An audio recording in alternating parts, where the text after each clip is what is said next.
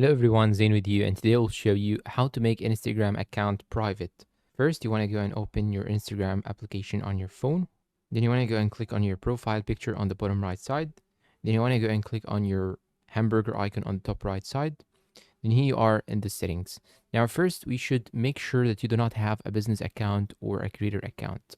So to do so, you should go here to For Professionals, then go and click on Account Type and Tools till you find here Account Type on the top. You just have to tap on it. And here, as you can see, my account is personal account.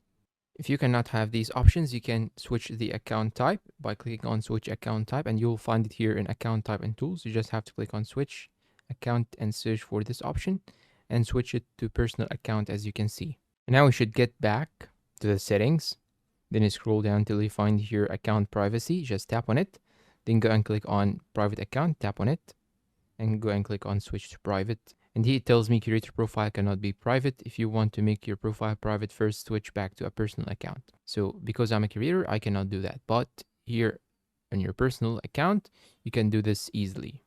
And that's all for today's video. If you find it helpful, please support us with like, subscribe, comment, share. Thank you for watching and goodbye.